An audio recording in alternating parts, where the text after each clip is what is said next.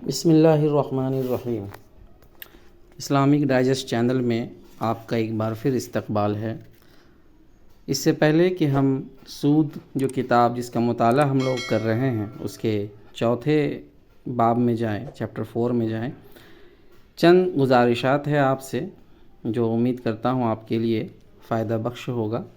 پہلی تو یہ ہے کہ اگر آپ ابھی اسی چیپٹر سے سن رہے ہیں اور پچھلے چیپٹرز آپ نے نہیں سنے ہیں تو ہم نے آئی بٹنز میں لنک ڈال دیے ہیں، آپ وہاں سے اس کے پچھلے آڈیو بک کو سن سکتے ہیں۔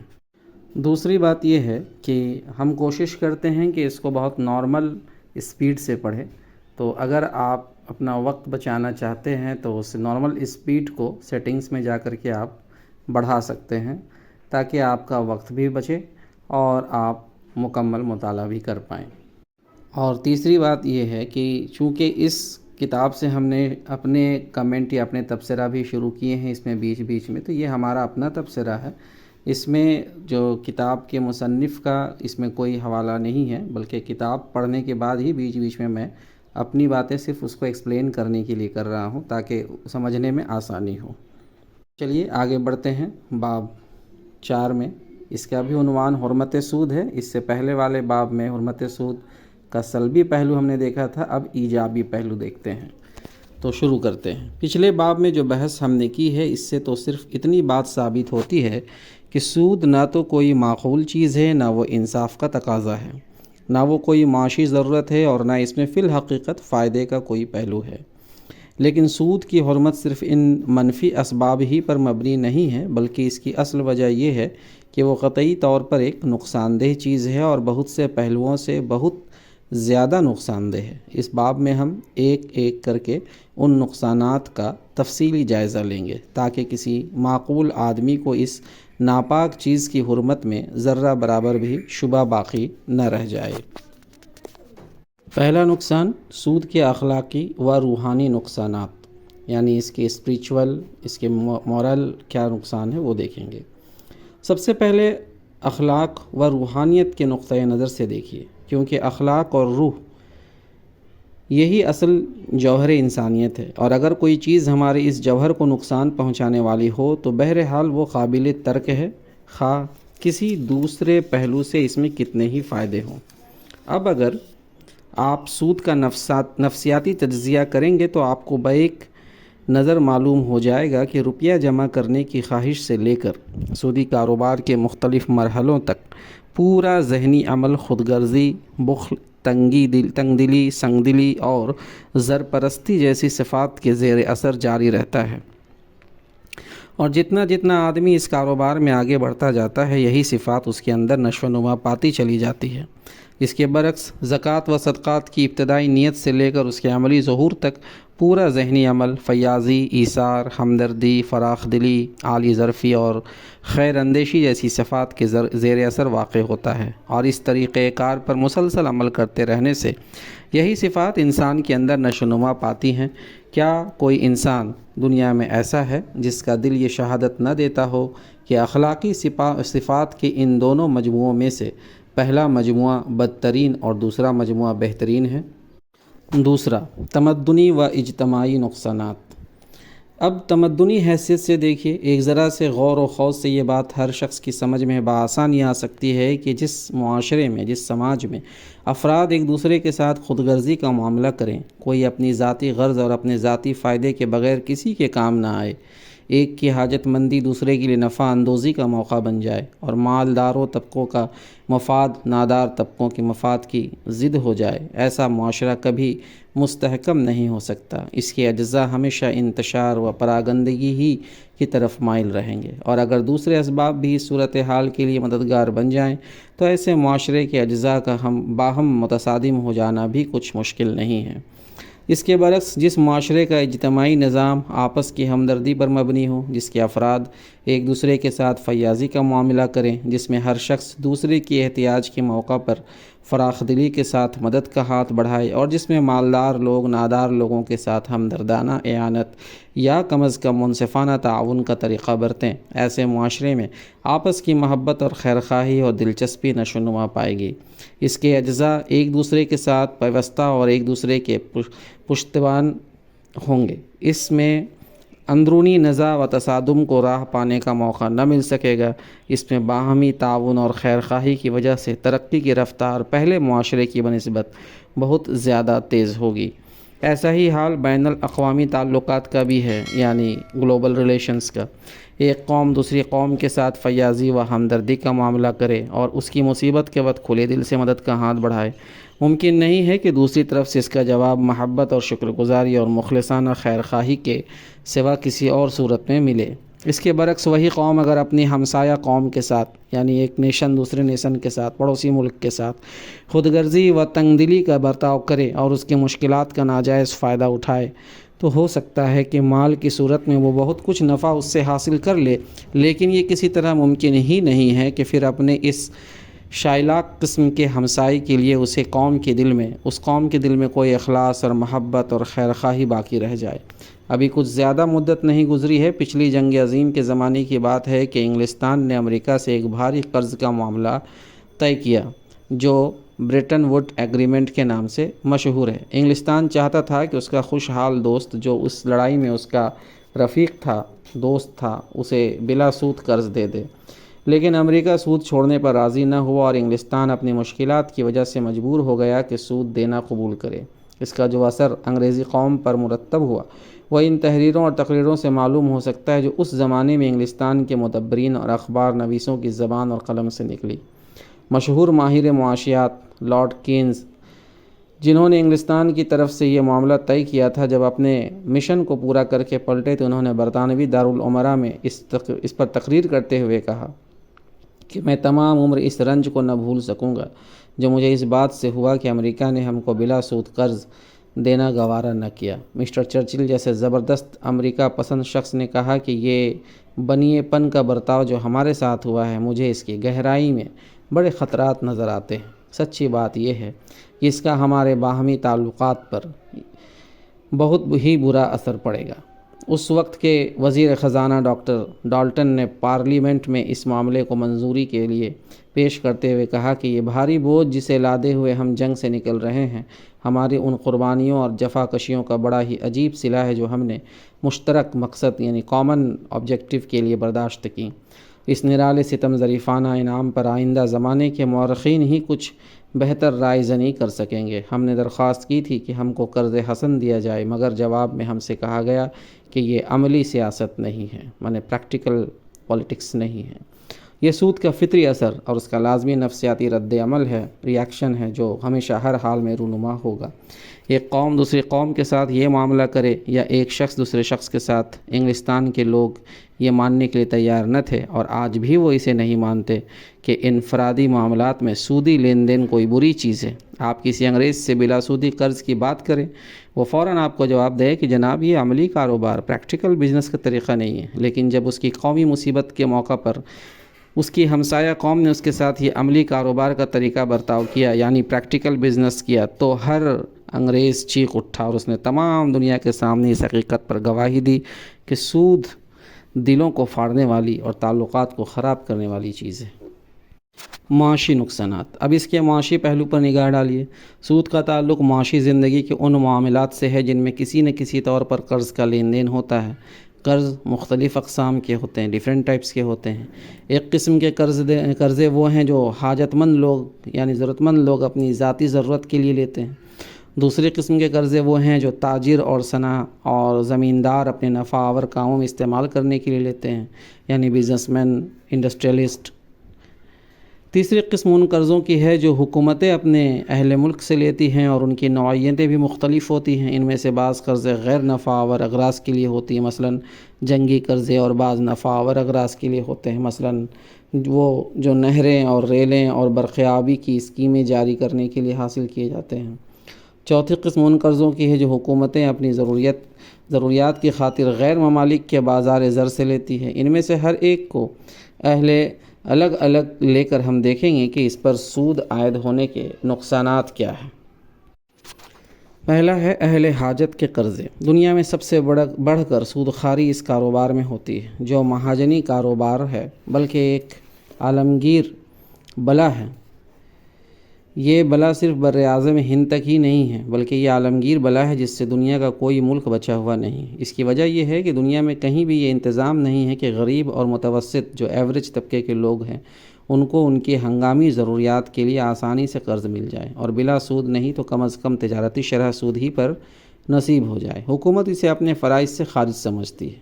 سوسائٹی کو اس ضرورت کا احساس نہیں۔ بینک صرف ان کاموں میں ہاتھ ڈالتے ہیں جن میں ہزاروں لاکھوں کے وارے نیارے ہوتے ہیں، اور ویسے بھی یہ ممکن نہیں ہے کہ ایک قلیل المعاش آدمی یعنی جس کی کمائی کم ہو اپنی کسی فوری ضرورت کے لیے بینک تک پہنچ سکے اور اس سے قرض حاصل کر سکے۔ ان وجہوں سے مزدور، کسان،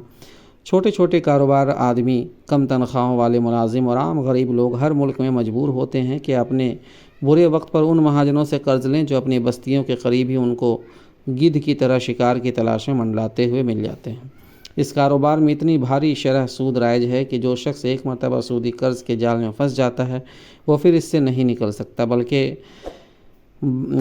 دادا کا لیا ہوا قرض پوتوں تک وراثت میں منتقل ہوتا چلا جاتا ہے، اور اصل میں کئی گنا سود ادا کر چکنے کے پر بھی اصل قرض کی چٹان جو کہ تو آدمی کے سینے پر دھری رہتی ہے۔ پھر بارہا ایسا بھی ہوتا ہے کہ اگر قرضدار کچھ مدت تک سود ادا کرنے کے قابل نہیں ہوتا تو چڑھے ہوئے سود کی رقم کو اصل میں شامل کر کے وہی مہاجن اپنا ہی قرض و سود وصول کرنے کے لیے اسی شخص کو ایک اور بڑا قرض زیادہ شرح سود پر دے دیتا ہے، اور وہ غریب پہلے سے زیادہ زیر بار ہو جاتا ہے۔ انگلستان میں اس کاروبار کی کم سے کم شرح سود 48% سالانہ ہے جو ازروئے قانون دلوائی جاتی ہے، لیکن عام شرح جس پر وہاں یہ کاروبار چل رہا ہے 250 سے 400% سالانہ تک ہے، اور ایسی مثالیں بھی پائی گئی ہیں جن میں 1200-1300% سالانہ پر معاملہ ہوا ہے۔ امریکہ میں مہاجنوں کے لیے قانونی شرح سود 30 سے 60% سالانہ تک ہے، لیکن ان کا عام کاروبار 100 سے 260% تک سالانہ شرح پر ہو رہا ہے، اور بارہا یہ شرح 480% تک بھی پہنچ جاتی ہے۔ خود ہمارے اس بر عظیم میں بڑا ہی نیک طبع ہے وہ مہاجن جو کسی غریب کو 48% سالانہ پر قرض دے دے، ورنہ عام شرح 75% سالانہ ہے جو بارہا 150% تک بھی پہنچ جاتی ہے، بلکہ 300 اور 350% سالانہ شرح کی مثالیں بھی پائی گئی ہیں۔ یہ وہ بلائے عظیم ہے جس میں ہر ملک کے غریب اور متوسط الحال طبقوں کی بڑی اکثریت بری طرح پھنسی ہوئی ہے۔ اس کی وجہ سے قلیل المعاش کارکنوں کی آمدنی کا بڑا حصہ مہاجن لے جاتا ہے۔ شب و روز کی انتھک محنت کے بعد جو تھوڑی سی تنخواہیں یا مزدوریاں ان کو ملتی ہے ان میں سے سود ادا کرنے کے بعد ان کے پاس اتنا بھی نہیں بچتا کہ وہ وقت کی روٹی چلا سکے، 2 وقت کی روٹی چلا سکے۔ یہ چیز صرف یہی نہیں کہ ان کے اخلاق کو بگاڑتی اور انہیں جرائم کی طرف ڈھکیلتی ہے، اور صرف یہی نہیں کہ ان کے معیار زندگی کو پست اور ان کی اولاد کے معیار تعلیم و تربیت کو پست تر کر دیتی ہے، بلکہ اس کا ایک نتیجہ یہ بھی ہے کہ دائمی فکر اور پریشانی ملک کے عام کارکنوں کی قابلیت کار کو بہت گھٹا دیتی ہے، اور جب وہ دیکھتے ہیں کہ ان کی محنت کا پھل دوسرا لے اڑتا ہے تو اپنے کام سے ان کی دلچسپی ختم ہو جاتی ہے۔ اس لحاظ سے سودی کاروبار کی یہ قسم صرف ایک ظلم ہی نہیں ہے بلکہ اس میں اجتماعی معیشت کا بھی بڑا بھاری نقصان ہے۔ یہ کیسی عجیب حماقت ہے کہ جو لوگ ایک قوم کے اصل عاملین پیدائش ہیں اور جن کی محنتوں ہی سے وہ ساری دولت پیدا ہوتی ہے جس پر قوم کی اجتماعی خوشحالی کا مدار ہے، قوم ان پر بہت سی جونکیں مسلط کیے رکھتی ہے جو ان کا خون چوس چوس کر ان کو نڈھال کرتی ہیں۔ تم حساب لگاتے ہو کہ ملیریا سے اتنے لاکھ عملی گھنٹوں کا نقصان ہو جاتا ہے، اور اس کی وجہ سے ملک کی معاشی پیداوار میں اتنی کمی واقع ہوتی ہے۔ اس بنا پر تم مچھروں پر پل پڑتے ہو اور ان کا قلع قمع کرنے کی کوشش کرتے ہو، لیکن تم اس کا حساب نہیں لگاتے کہ تمہارے سودخوار مہاجن تمہارے لاکھوں کارکنوں کو کتنا پریشان، کتنا بددل اور کتنا افسردہ کرتے رہتے ہیں، کس قدر ان کے جذبہ عمل کو سرد اور ان کی قوت کار کو کم کر دیتے ہیں، اور اس کا کتنا برا اثر تمہاری معاشی پیداوار پر مترتب ہوتی ہے۔ اس معاملہ میں تمہارے التفات معکوس کا حال یہ ہے کہ تم ان مہاجنوں کا قلع قمع کرنے کے بجائے الٹا ان کے قرضداروں کو پکڑتے ہو، اور جو خون مہاجن خود ان کے اندر سے نہیں سونت سکتا اسے تمہاری عدالتیں نچوڑ کر مہاجن کے حوالے کر دیتی ہے۔ اس کا دوسرا معاشی نقصان یہ ہے کہ اس طرح غریب طبقے کی رہی صحیح قوت خریداری بھی یعنی پرچیزنگ پاور بھی سودخوار ساہوکار چھین لے جاتا ہے۔ لاکھوں آدمیوں کی بے روزگاری اور کروڑوں آدمیوں کی ناکامی آمدنی پہلے ہی تجارت و صنعت کے فروغ میں مانع تھی، یعنی رکاوٹ تھی۔ اس پر تم نے اچھی آمدنیاں رکھنے والوں کو یہ راستہ دکھایا کہ وہ خرچ نہ کریں بلکہ زیادہ سے زیادہ رقم پس انداز کیا کرے، یعنی سیونگز کیا کرے۔ اس سے کاروبار کو ایک نقصان اور پہنچا۔ اب اس سب پر مزید یہ ہے کہ لاکھوں کروڑوں غریب آدمیوں کو ناکافی تنخواہوں اور مزدوریوں کی شکل میں جو تھوڑی بہت قوت خریداری حاصل ہو جاتی ہے، اس کو بھی وہ اپنی ضروریات زندگی خریدنے میں استعمال نہیں کرنے پاتے، بلکہ اس کا ایک بڑا حصہ ساہوکار ان سے چھین لیتا ہے اور اس کو اشیاء اور خدمات کی خریداری پر صرف کرنے کے بجائے سوسائٹی کے سر پر مزید سود طلب قرض چڑھانے میں استعمال کرتا ہے۔ ذرا حساب لگا کر دیکھیے، اگر دنیا میں 5 کروڑ آدمی بھی ایسے ہیں جو مہاجنوں کے فندے میں پھنسے ہوئے ہیں اور وہ اوسطاً 10 روپے مہینہ سود ادا کر رہے ہیں، تو اس کے معنی یہ ہے کہ ہر مہینے 50 کروڑ روپے کا مال فروخت ہونے سے رہ جاتا ہے، اور اتنی بھاری رقم معاشی پیداوار کی طرف پلٹنے کے بجائے مزید سودی قرضوں کی تخلیق میں ماہ بہ ماہ صرف ہوتی رہتی ہے۔ اس جگہ یہ بات قابل ذکر ہے کہ 1945 عیسوی میں قبل تقسیم کے ہندوستان کے متعلق اندازہ لگایا گیا تھا کہ اس ملک کے مہاجنی قرضے کم سے کم 10 ارب روپے تک پہنچے ہوئے تھے۔ یہ صرف ایک ملک کا حال ہے۔ اس سے اندازہ کیا جا سکتا ہے کہ ساری دنیا میں اس نوعیت کے قرضوں کی مجموعی مقدار کیا ہوگی، اور جو شرح سود اس کاروبار میں رائج ہے اس کے لحاظ سے ماہانہ کس قدر سود مہاجنوں کے پاس پہنچتا ہوگا۔ کاروباری قرض۔ اب دیکھیے کہ جو قرض تجارت و صنعت اور دوسری کاروباری اغراض سے لیا جاتا ہے اس پر سود کو جائز قرار دینے کے معاشی نقصانات کیا ہیں۔ صنعت، انڈسٹریز، تجارت، زراعت یعنی ایگریکلچر اور دوسرے تمام معاشی کاموں کی بہتری یہ چاہتی ہے کہ جتنے لوگ بھی کسی کاروبار کے چلانے میں کسی طور پر حصہ لے رہے ہوں، ان سب کے مفاد، اغراض اور دلچسپیاں اس کام کے فروغ سے وابستہ ہوں۔ اس کا نقصان سب کا نقصان ہوتا ہے، وہ اس کے خطرے سے بچنے کی مشترک صحیح کرے، اور اس کا فائدہ سب کا فائدہ ہوتا ہے۔ اس کا فائدہ سب کا فائدہ ہو تاکہ وہ اس کو بڑھانے میں اپنی پوری طاقت صرف کر دیں۔ اس لحاظ سے معاشی مفاد کا تقاضا یہ تھا کہ جو لوگ کاروبار میں دماغی یا جسمانی کارکن کی حیثیت سے نہیں بلکہ صرف سرمایہ فراہم کرنے والے فریق کی حیثیت سے شریک ہوں، ان کی شرکت بھی اسی نوعیت کی ہو تاکہ وہ کاروبار کی بھلائی برائی سے وابستہ ہوں اور وہ اس کے فروغ میں اور اس کو نقصان سے بچانے میں پوری دلچسپی لے۔ مگر جب قانون نے سود کو جائز کر دیا تو صاحب سرمایہ لوگوں کے لیے یہ راستہ کھل گیا کہ وہ اپنا سرمایہ شریک اور حصہ دار کی حیثیت سے کاروبار میں لگانے کے بجائے دائن یعنی لون دینے والے کی حیثیت سے بصورت قرض دیں اور اس پر ایک مقرر شرح کے مطابق اپنا منافع وصول کرتے رہیں۔ اس طرح سوسائٹی کے معاشی عمل میں ایک ایسا نرالا غیر فطری ان نیچرل عامل آ کر مل جاتا ہے جو تمام عاملین پیدائش کے برعکس اس پورے عمل کی بھلائی برائی سے کوئی دلچسپی نہیں رکھتا۔ اس عمل میں نقصان آ رہا ہو تو سب سے لیے خطرہ ہے، مگر اس کے لیے نفع کا گارنٹی ہے۔ اس لیے سب تو نقصان کو روکنے کی کوشش کریں گے، مگر یہ اس وقت تک فکر مند نہ ہوگا جب تک کہ کاروبار کا بالکل ہی دیوالا نہ نکلنے لگے۔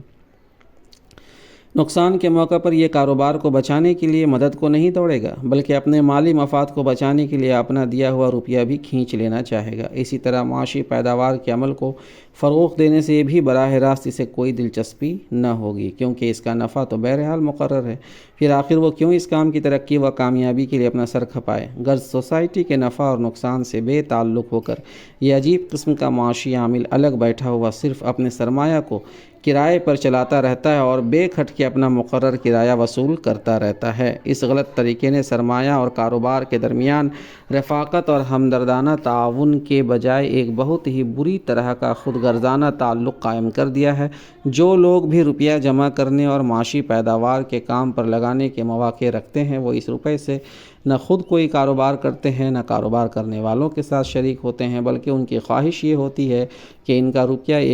ایک مقرر منافع کی ضمانت کے ساتھ قرض کے طور پر کام میں لگے اور پھر وہ مقرر منافع بھی زیادہ سے زیادہ شرح پر ہو۔ اس کے بے شمار نقصانات ہیں۔ ان کے بے شمار نقصانات میں سے چند نمایاں ترین نقصان یہ ہے۔ نمبر 1، سرمایہ کے ایک معتدب حصہ اور بسا اوقات بڑا حصہ محض شرح سود چڑھنے کے انتظار میں رکا پڑا رہتا ہے اور کسی مفید کام میں نہیں لگتا، باوجود یہ کہ قابل استعمال وسائل بھی دنیا میں موجود ہوتے ہیں۔ روزگار کے طالب آدمی بھی کثرت سے مارے پھر رہے ہوتے ہیں اور اشیاء ضرورت کی مانگ بھی موجود ہوتی ہے، یعنی ڈیمانڈز ہوتے ہیں، لیکن یہ سب کچھ ہوتے ہوئے بھی نہ وسائل استعمال ہوتے ہیں، نہ آدمی کام پر لگتے ہیں، نہ منڈیوں میں حقیقی طلب کے مطابق مال کی کھپت ہوتی ہے، صرف اس لیے کہ سرمایہ دار جو ہے جس شرح سے فائدہ لینا چاہتا ہے اس کے ملنے کی اسے توقع نہیں ہوتی، اور اس بنا پر وہ کام میں لگانے کے لیے روپیہ نہیں دیتا۔ نمبر 2، زیادہ شرح سود کا لالچ وہ چیز ہے جس کی بنیاد پر سرمایہ دار طبقہ کاروبار کی طرف سرمایہ کے بہاؤ کو خود کاروبار کی حقیقی ضرورت اور طبعی مانگ کے مطابق نہیں بلکہ اپنے مفاد کے لحاظ سے روکتا اور کھولتا رہتا ہے۔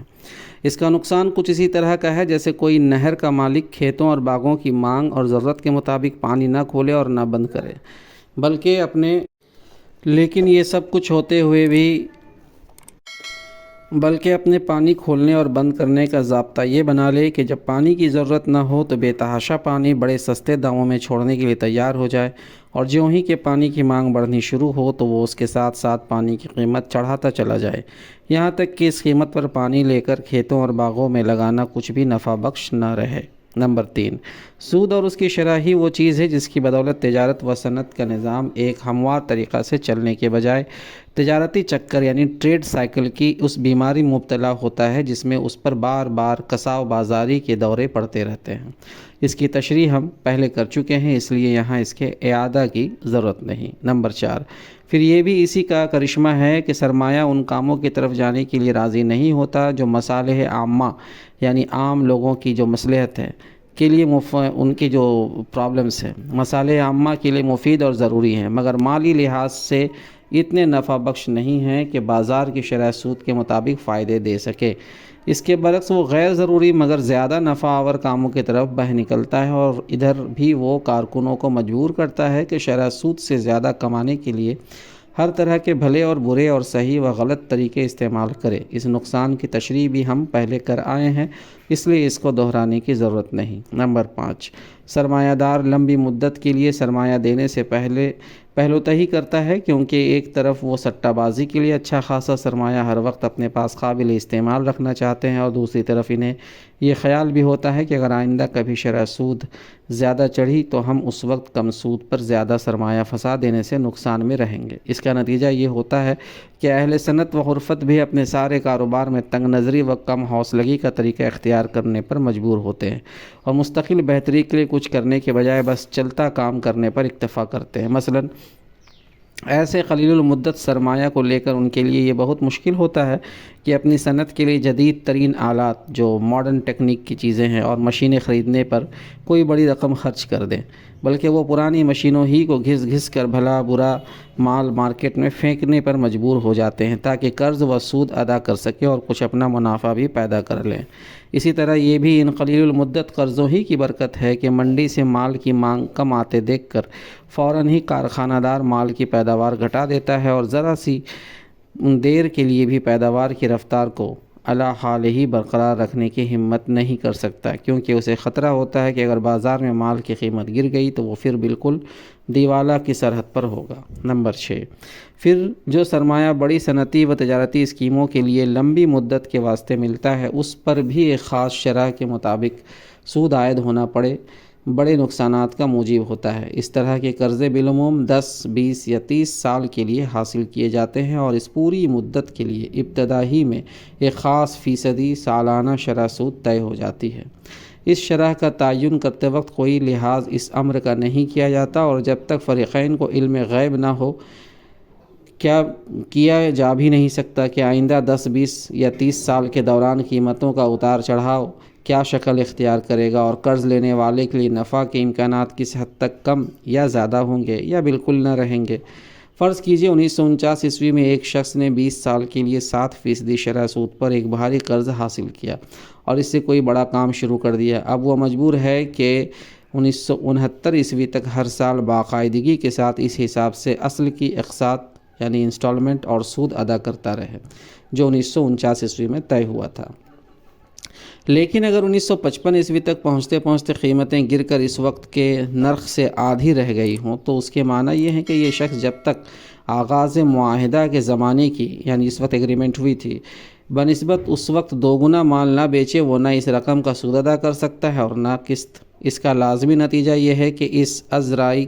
اس ازرانی کے دور میں یا تو اس قسم کے اکثر قرض داروں کی دیوالیں نکل جائیں یا وہ دیوالے سے بچنے کے لیے معاشی نظام کو خراب کرنے والی ناجائز حرکات میں سے کوئی حرکت کرے۔ اس معاملہ پر اگر غور کیا جائے تو کسی معقول آدمی کو اس امر میں کوئی شک نہ رہے گا کہ مختلف زمانوں میں چڑھتی اور گرتی ہوئی قیمتوں کے درمیان قرض دینے والے سرمایہ دار کا وہ منافع جو تمام زمانوں میں یکساں رہے، نہ انصاف ہے اور نہ معاشیات کے اصولوں ہی کے لحاظ سے اس کو کسی طرح درست اور اجتماعی خوشحالی میں مددگار ثابت کیا جا سکتا ہے۔ کیا دنیا میں کہیں آپ نے یہ سنا ہے کہ کوئی کمپنی جو اشیاء ضرورت میں سے کسی چیز کی فراہمی کا ٹھیکہ لے رہی ہو یا معاہدہ کر لے کہ وہ آئندہ 30 سال یا 20 سال تک یہ چیز اسی قیمت پر خریدار کو مہیا کرتی رہے گی؟ اگر یہ کسی لمبی مدت کے سودے ممکن نہیں ہیں تو آخر صرف سودی قرض دینے والا سرمایہ دار ہی وہ انوکھا سوداگر کیوں ہو جو برس یا برسہ برس کی مدت کے لیے اپنے قرض کی قیمت پیشگی طے کر لے اور وہی وصول کرتا چلا جائے۔ حکومتوں کے ملکی قرضے۔ اب ان قرضوں کو لیجیے جو حکومتیں ضروریات اور مصالح کے لیے خود اپنے ملک کے لوگوں سے لیتی ہیں۔ ان میں سے ایک قسم وہ ہے جو غیر نفع آور کاموں کے لیے لی جاتی ہے اور دوسری قسم وہ جو نفع آور کاموں میں لگائی جاتی ہے۔ پہلی قسم کے قرضوں پر سود اپنی نوعیت کے لحاظ سے وہی معنی رکھتا ہے جو اہل حاجت افراد کے ذاتی قرضوں پر سود کی نوعیت ہے، بلکہ در حقیقت یہ اس سے بھی بدتر چیز ہے۔ اس کے معنی یہ ہے کہ ایک شخص جس کو ایک معاشرے نے جنم دیا، پالا پوسا، اس قابل بنایا کہ وہ کچھ کما سکے، خطرات سے اس کی حفاظت کی، نقصانات سے اس کو بچایا، اور معاشرے کے تمدنی و سیاسی اور معاشی نظام نے ان تمام خدمات کا انتظام کیا جن کی بدولت وہ امن سے بیٹھا اپنا کاروبار چلا رہا ہے، وہ اسی معاشرے کو ان ضرورتوں کے موقع پر جن میں کسی مالی نفع کا کوئی سوال نہیں ہے اور جن کے پورا ہونے سے سب لوگوں کے ساتھ خود اس شخص کا مفاد بھی وابستہ ہے، بلا سود روپیہ قرض دینے پر آمادہ نہیں ہوتا اور خود اپنے مربی معاشرے سے کہتا ہے کہ تو چاہے اس روپیے سے نفع کمائے یا نہ کمائے مگر میں تو اپنی رقم کا اتنا معاوضہ سالانہ ضرور لیتا رہوں گا۔ یہ معاملہ اس وقت اور بھی زیادہ سنگین ہو جاتا ہے جبکہ قوم کو یعنی اس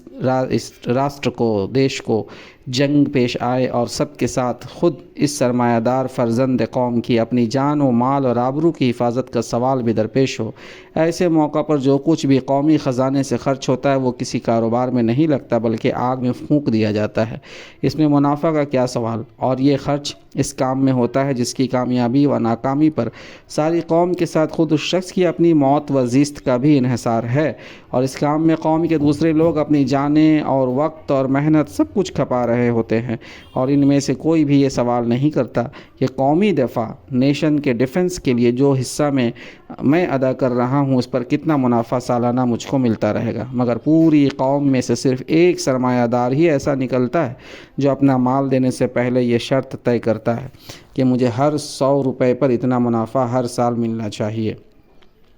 اور میرا یہ منافع اس وقت تک ملے جانا چاہیے جب تک ساری قوم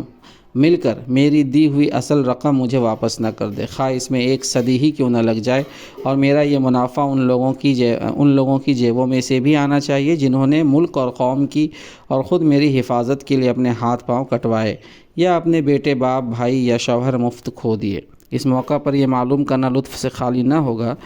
کہ انگلینڈ کے باشندے آج تک اپنے سرمایہ داروں کو ان کی جنگی قرضوں کا سود ادا کیے جا رہے ہیں جو اب سے 100 برس پہلے ان کے بزرگوں نے نیپولین سے لڑنے کے لیے حاصل کیے تھے، اور امریکہ کے باشندے اس رقم سے چوگنی رقم اب تک ادا کر چکے ہیں جو امریکن سول وار کے مصارف کے لیے انہیں 1861-65 عیسوی میں قرض لی گئی تھی، اور ابھی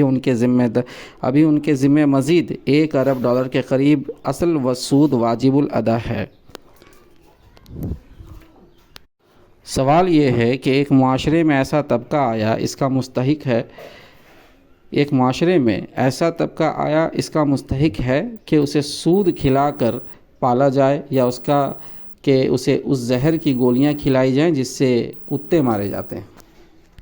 رہے دوسری قسم کے قرضے تو ان کی نوعیت ان قرضوں سے کچھ بھی مختلف نہیں ہے جو عام افراد اور ادارے کاروباری اغراض کے لیے لیتے ہیں، لہٰذا ان پر بھی وہ سب اعتراضات وارد ہوتے ہیں جو اوپر ہم نے کاروباری قرضوں کے سود پر کیے ہیں۔ عموماً حکومتیں نفع آور کاموں پر لگانے کے لیے لمبی مدت کے قرضے لیتی ہیں، مگر کوئی حکومت بھی ایک مقرر شرح سود پر قرض لیتے وقت یہ نہیں جانتی کہ آئندہ 20-30 سال کے دوران میں ملک کے اندرونی حالات اور دنیا کے بین الاقوامی معاملات کیا رنگ اختیار کریں گے، اور ان میں اس کام کی نفع آوری کا کیا حال رہے گا جس پر خرچ کرنے کے لیے وہ یہ سودی قرض لے رہی ہے۔ اکثر ایسا ہوتا ہے کہ حکومت کے اندازے غلط نکلتے ہیں اور وہ کام شرح سود کے برابر نفع نہیں دیتا، کجا کہ اس سے زیادہ۔ یہ ان بڑے اسباب میں سے ایک ہے جن کی وجہ سے حکومتیں مالی مشکلات میں مبتلا ہوتی ہیں اور ان کے لیے پچھلے ہی قرضوں کے اصل سود ادا کرنے مشکل ہو جاتے ہیں، کجا کہ وہ مزید نفع آور تجاویز پر مزید سرمایہ لگا سکیں۔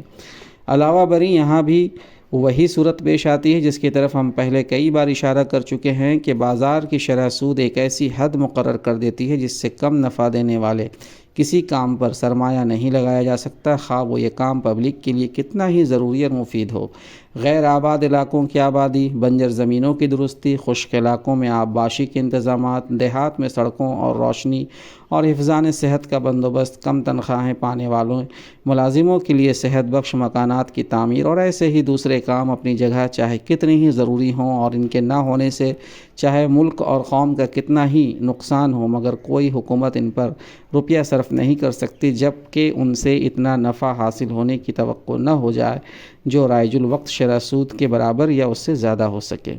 پھر اس قسم کے جن کاموں پر سودی قرض لے کر سرمایہ لگایا جاتا ہے، ان کے معاملے میں بھی حقیقی صورتحال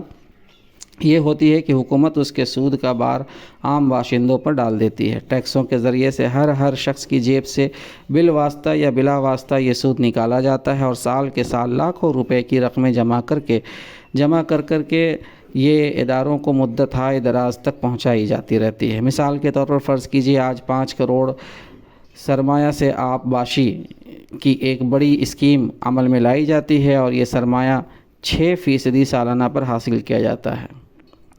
اس حساب سے حکومت کو ہر سال 30 لاکھ روپے سود ادا کرنا ہوگا۔ اب یہ ظاہر ہے کہ حکومت اتنی بڑی رقم کہیں سے زمین کھود کر تو نہیں نکالے گی، بلکہ اس کا بار ان زمینداروں پر ڈالے گی جو آب پاشی کے اس منصوبے سے فائدہ اٹھائیں گے۔ ہر زمیندار پر جو آبیانہ لگایا جائے گا اس میں ایک حصہ لازماً اس سود کا بھی ہوگا اور زمیندار خود بھی یہ سود اپنی گرہ سے یا اپنے گھر سے نہیں دے گا، بلکہ وہ اس کا بار غلے کی قیمت پر ڈالے گا۔ اس طرح یہ سود بالواسطہ ہر اس شخص سے وصول کیا جائے گا جو اس غلے کی روٹی کھائے گا۔ ایک غریب اور فاقہ کش آدمی کی روٹی میں سے لازماً ایک ٹکڑا توڑا جائے گا اور ان سرمایہ داروں کے پیٹ میں ڈالا جائے گا جنہوں نے 30 لاکھ روپے سالانہ سود پر اس منصوبے کے لیے قرض دیا تھا۔ اگر حکومت کو یہ قرض ادا کرتے کرتے 50 برس لگ جائیں تو وہ غریبوں سے چندہ جمع کر کے امیروں کی مدد کرنے کا یہ فریضہ نصف صدی تک برابر انجام دیتی چلی جائے گی اور اس سارے معاملہ میں خود اس کی حیثیت مہاجن کے منیم جی سے کچھ بہت زیادہ مختلف نہ ہوگی۔ یہ عمل اجتماعی معیشت میں دولت کے بہاؤ کو ناداروں سے مالداروں کی طرف پھیر دیتا ہے، حالانکہ جماعت کی فلاح کا تقاضا یہ ہے کہ وہ مالداروں سے ناداروں کی طرف جاری ہو۔ یہ خرابی صرف اسی سود میں نہیں ہے جو حکومت نفع آور قرضوں پر ادا کرتی ہیں، بلکہ ان سارے سودی معاملات میں ہے جو تمام کاروباری آدمی کر رہے ہیں۔ ظاہر ہے کوئی تاجر یا صناع یا زمیندار اپنی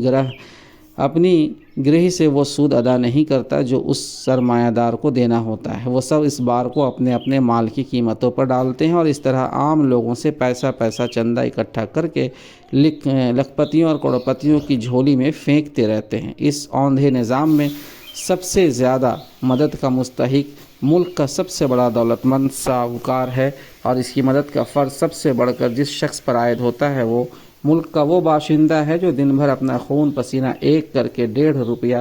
کما کر لائے اور پھر بھی اپنے نیم فاقہ کش بال بچوں کے لیے چٹنی اور روٹی کے انتظام کرنا اس پر حرام ہو جب تک کہ پہلے وہ اس چٹنی اور روٹی میں سے اپنے ملک کے سب سے بڑے قابل رحم کروڑپتی کا حق نہ نکال دے۔ حکومتوں کے بیرونی قرضے یعنی فورن جو لون ہیں۔ آخری مد ان قرضوں کی ہے جو حکومتیں اپنے ملک سے باہر کے ساہوکاروں سے لیتی ہے۔ اس قسم کے قرضے بالعموم بہت بڑی بڑی رقموں کے لیے ہوتے ہیں، جن کی مقدار کروڑوں سے گزر کر بسا اوقات اربوں اور خربوں تک پہنچ جاتی ہے۔ حکومتیں ایسے قرضے زیادہ تر ان حالات میں لیتی ہیں جب ان کے ملک پر غیر معمولی مشکلات اور مصائب کا ہجوم ہوتا ہے اور خود ملک کے مالی ذرائع ان سے عہدہ برآں ہونے کے لیے کافی نہیں ہوتے، اور کبھی وہ اس لالچ میں بھی اس تدبیر کی طرف رجوع کرتی ہیں کہ بڑا سرمایہ لے کر تعمیری کاموں پر لگانے سے، یعنی انفراسٹرکچر یا کنسٹرکٹیو کاموں میں لگانے سے ان کے وسائل جلدی ترقی کر جائیں گے۔ ان قرضوں کی شرح سود 6 سے 7% سے لے کر 9 سے 10% تک ہوتی ہے، اور اس شرح پر اربوں روپے کا سالانہ سود ہی کروڑوں روپے ہوتا ہے۔ بین الاقوامی بازار جو ہے گلوبل مارکیٹ کے سیٹھ اور ساہوکار اپنی اپنی حکومتوں کو بیچ میں ڈال کر ان کی وساطت سے یہ سرمایہ قرض دیتے ہیں، اور اس کے لیے ضمانت کے طور پر قرض لینے والی حکومت کے محاصل میں سے کسی محصول مثلاً چنگی، تمباکو، شکر، نمک یا کسی اور مد کی آمدنی کو رہن رکھ لیتے ہیں۔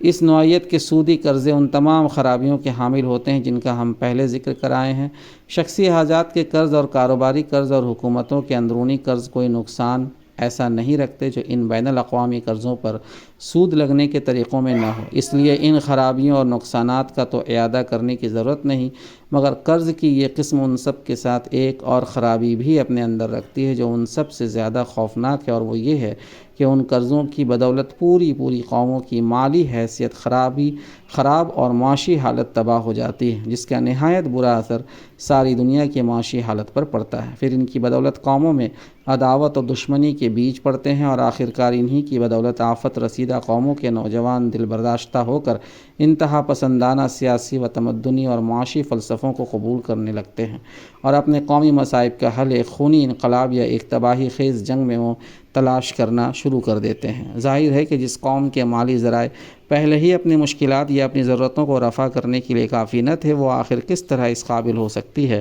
کہ سال 50-60 لاکھ یا کروڑ 2 کروڑ روپیہ تو صرف سود میں ادا کرے، اور پھر اس کے علاوہ اصل قرض کی اقساط بھی دیتی رہے، خصوصاً جب کہ اس کے ذرائع آمدنی میں سے کسی ایک بڑے اور زیادہ نفع بخش ذریعے کو تاک کر آپ نے پہلے ہی مکفول کر لیا ہو، اور اس کی چادر پہلے سے بھی زیادہ تنگ ہو کر رہ گئی ہو۔ یہی وجہ ہے کہ جو قوم کوئی بڑی رقم اس طور پر سودی قرض لے لیتی ہے، بہت ہی کم ایسا ہوتا ہے کہ اس کی وہ مشکلات رفع ہو جائیں جن سے نکلنے کے لیے اس نے قرض لیا تھا۔ اس کے برعکس اکثر یہی قرض اس کی مشکلات میں مزید اضافہ کا موجب ہو جاتا ہے۔ قرض کی اقساط اور سود ادا کرنے کے لیے اسے اپنے افراد پر بہت زیادہ ٹیکس لگانا پڑتا ہے، اور مصارف میں بہت زیادہ کمی کر دینی ہوتی ہے۔ اس سے ایک طرف قوم کے عوام میں بے چینی بڑھتی ہے، کیونکہ جتنا وہ خرچ کرتے ہیں اس کا بدل ان کو اس خرچ کے ہم وزن نہیں ملتا، اور دوسری طرف اپنے ملک کے لوگوں پر اس قدر زیادہ بار ڈال کر بھی حکومت کے لیے قرض کی اقساط اور سود باقاعدہ ادا کرتے رہنا مشکل ہو جاتا ہے۔ پھر جب قرضدار ملک کی طرف سے ادائیگی میں مسلسل کوتاہی صادر ہونے لگتی ہے تو بیرونی قرض خواہ اس پر الزام لگانا شروع کر دیتے ہیں کہ یہ بے ایمان ملک ہے، ہمارا روپیہ کھانا چاہتا ہے۔ ان کے اشاروں پر ان کے قومی اخبارات اس غریب ملک پر چوٹیں کرنے لگتے ہیں، پھر ان کی حکومت بیچ میں دخل انداز ہوتی ہے اور اپنے سرمایہ داروں کے حق میں اس پر صرف سیاسی دباؤ ہی ڈالنے پر اکتفا نہیں کرتی، بلکہ اس کی مشکلات کا ناجائز فائدہ بھی اٹھانا چاہتی ہے۔ قرضدار ملک کی حکومت اس فندے سے نکلنے کے لیے کوشش کرتی ہے کہ ٹیکسوں میں مزید اضافہ اور مصارف میں مزید تخفیف کر کے کسی طرح جلدی سے جلدی اس سے چھٹکارا پائے، مگر اس کا اثر باشندگان ملک پر یہ پڑتا ہے کہ پیہم اور روز افزوں مالی بار اور معاشی تکلیفیں اٹھاتے اٹھاتے ان کے مزاج میں تلخی آ جاتی ہے۔ بیرونی قرض خواہ کی چوٹوں اور سیاسی دباؤ پر وہ اور زیادہ چڑھ جاتے ہیں۔ اپنے ملک کے اعتدال پسند مدبروں پر ان کا غصہ بھڑک اٹھتا ہے، اور معاملہ فہم لوگوں کو چھوڑ کر وہ ان انتہا پسند جواریوں کے پیچھے چل پڑتے ہیں جو سارے قرضوں سے بیک جنبش زبان بریو ذمہ ہو کر خم ٹھونک میدان میں آ کھڑے ہوتے ہیں اور للکار کر کہتے ہیں کہ جس میں طاقت ہو وہ ہم سے اپنے مطالبات منوا لے۔ یہاں پہنچ کر سود کی شرانگیزی و فتنہ پردازی اپنی انتہا کو پہنچ جاتی ہے۔ کیا اس پر بھی کوئی صاحب عقل و ہوش آدمی یہ ماننے میں تأمل کر سکتا ہے کہ سود ایک ایسی برائی ہے جسے قطعی حرام ہونا چاہیے؟ کیا اس کے یہ نقصانات اور یہ نتائج دیکھ لینے کے بعد بھی کسی کو محمد صلی اللہ علیہ وسلم کی اس ارشاد میں شک ہو سکتا ہے کہ سود اتنا بڑا گناہ ہے کہ اس کو اگر 70 اجزاء میں تقسیم کیا جائے، 70 پارٹس میں ڈیوائڈ کیا جائے، تو اس کا ایک ہلکے سے ہلکا جز اس گناہ کے برابر ہوگا کہ ایک آدمی اپنی ماں کے ساتھ زنا کرے۔ ابن ماجہ اور بیہقی کی روایت ہے۔ سامعین، یہ آج کا چیپٹر یہاں مکمل ہوتا ہے۔ ایک اور بات آپ سے گزارش کرنی تھی، آڈیو کے شروع میں ہی ذہن سے نکل گیا، وہ یہ تھا کہ آپ اگر چاہیں تو پوائنٹ وائز، عنوان وائز بھی ہم نے اس کو ڈیوائڈ کر دیا ہے۔ سپوز آپ کو کسی خاص عنوان پر، مان لیجئے کہ حکومت کے بیرونی قرضے کا ٹاپک کو ہی دیکھنا ہے، تو آپ اس کو بھی ایزیلی دیکھ سکتے ہیں۔ ہمارے جو نیچے لنک ہے اس میں ہم نے اس کو ڈیوائڈ کر دیا، آپ صرف اسی کو جا کر کلک کریں گے تو وہ وہیں سے وہ بک شروع ہو جائے گی۔ جزاک اللہ خیر۔